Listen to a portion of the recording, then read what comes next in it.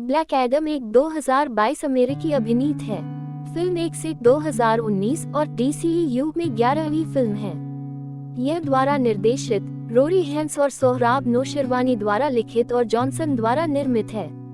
Johnson के अलावा film में और द्वारा निर्मित और द्वारा वितरित किया जाता है। कहानी एडम के इर्द गिर्द केंद्रित है, जो एक प्राचीन अलौकिक व्यक्ति है जिसे पुरातत्वविदों के एक समूह द्वारा राष्ट्र को अपराध सिंडिकेट से मुक्त करने के लिए उसकी जादुई कारावास से मुक्त किया गया है। जॉनसन को शाज़म से जोड़ा गया था। विकास की शुरुआत में और सितंबर 2014 में खलनायक ब्लैक एडम को चित्रित करने की पुष्टि की, लेकिन निर्माताओं ने बाद में चरित्र को अपनी फिल्म देने का फैसला किया। स्टाइकी को अक्टूबर 2017 में काम पर रखा गया था। कॉल एटसेरा जून 2019 में दिसंबर 2021 की योजनाबद्ध रिलीज डेट के साथ शामिल हुई, लेकिन इस समयरेखा में देरी हुई। अतिरिक्त कास्टिंग अगले वर्ष हुई, जिसमें हेंस और नौशरवानी द्वारा स्क्रिप्ट को फिर से लिखे जाने के साथ साथ 4 सदस्य शामिल थे। फिल्मांकन अप्रैल से अगस्त 2021 तक और में भी हुआ। ब्लैक एडम का विश्व प्रीमियर 3 अक्टूबर 2022 को हुआ था और 21 अक्टूबर 2022 को संयुक्त राज्य अमेरिका में नाटकीय रूप से रिलीज किया गया था। फिल्म को आलोचकों से मिश्रित समीक्षा मिली और इसने दुनिया भर में $378 और 30 सेंट मिलियन की कमाई की। एक सीक्वल विकास में है। 2600 ईसा पूर्व में अत्याचारी राजा आहकटन ने महान शक्ति प्राप्त करने के लिए ताज का निर्माण किया। विद्रोह करने का प्रयास करने के बाद एक युवा गुलाम लड़के को काउंसिल ऑफ विजर्ड्स द्वारा शक्तियां दी जाती हैं, जो उसे कहांदक के वीर चैंपियन में बदल देता है, जो आहकटन को मारता है और उसका शासन समाप्त करता है। वर्तमान समय में कहांदक एक भाड़े के संगठन द्वारा उत्पीड़ित है।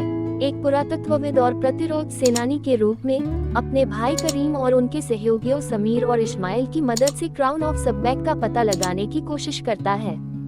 जैसा कि एड्रियाना ने मुकुट प्राप्त किया, इंटरगैंग ने उन पर घात लगाकर हमला किया और समीर को मार डाला, जिससे एड्रियाना को एक मंत्र पढ़ने के लिए मजबूर होना पड़ा, जो जागता है, जिसे वह कहांदक का चैंपियन मानती है, एक नींद से। जैसा कि वह अधिकांश इंटरगैंग सैनिकों का वध करता है, अमेरिकी सरकार के अधिकारी एडम को एक खतरा मानते हैं और उसे पकड़ने के लिए संपर्क करते हैं। जस्टिस सोसाइटी के सदस्य और एडम को कहांदक और इंटरगैंग के सैनिकों को और विनाश करने से रोकने के लिए समय पर पहुंचते हैं और एड्रियाना को समझाते हैं कि एडम एक उलझा हुआ उद्धारकर्ता नहीं था, बल्कि एक कैद पागल था।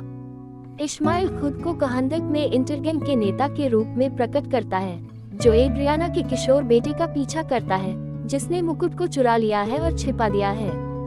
एडम, एड्रियाना और जस्टिस सोसाइटी ताज ढूंढते हैं और आमोन के लिए इसका व्यापार करने का इरादा रखते हैं। इस्माइल तक पहुंचने पर वह खुद को राजा आहकटन के अंतिम वंशज के रूप में प्रकट करता है और सिंहासन पर अपना सही स्थान चाहता है।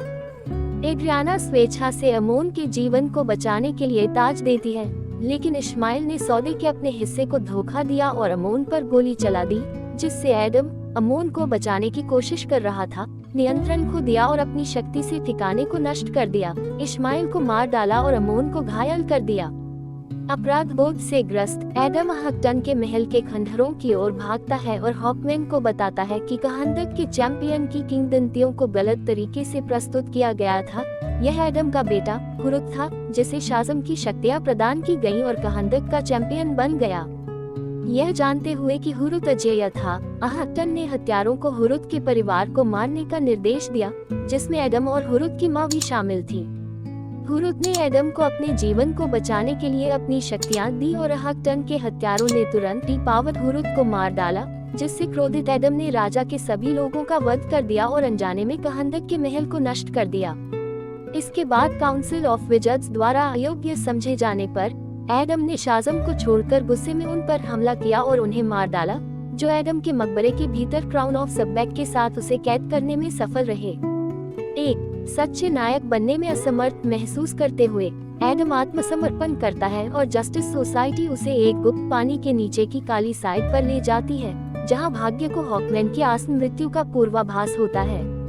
जैसा कि जस्टिस सोसाइटी शहर में लौटती है, उन्हें एहसास होता है कि इस्माइल ने जानबूझकर एडम को उसे मारने के लिए उकसाया था, जबकि उसने क्राउन पहना था, नर्क में जाने के लिए और अंडरवर्ल्ड से अपने सिंहासन का दावा करने के लिए सिक्स ऑफ सबैक के चैंपियन के रूप में पुनर्जन्म लिया। जब सबैक कहांडक को आतंकित करने के लिए नर्क की सेनाओं को बुलाता है तो लोगों को आमोन, एड्रियाना और करीन द्वारा मरे हुओं को पीछे हटाने के लिए लामबंद किया जाता है, क्योंकि जस्टिस सोसाइटी सबैक का सामना करने के लिए तैयार होती है। हालांकि भाग्य अपने साथियों को प्रवेश करने से रोकने वाले खंडहरों के चारों ओर एक जादुई बल क्षेत्र बनाता है, यह खुलासा करते हुए कि हॉकमैन की मृत्यु को उनके बलिदान से टाला जा सकता है।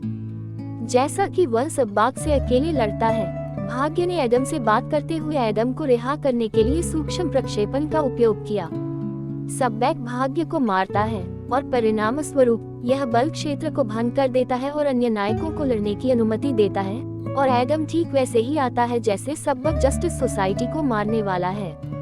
फेट के हेलमेट का उपयोग करने वाले हॉकमैन की सहायता से एडम सबैक को मार देता है और जस्टिस सोसाइटी एडम के साथ अच्छी शर्तों पर प्रस्थान करती है, जो पुराने सिंहासन को नष्ट करने के बाद कहांडक के रक्षक के रूप में अपनी नई भूमिका स्वीकार करता है और एक नया नाम अपनाता है, ब्लैक एडम।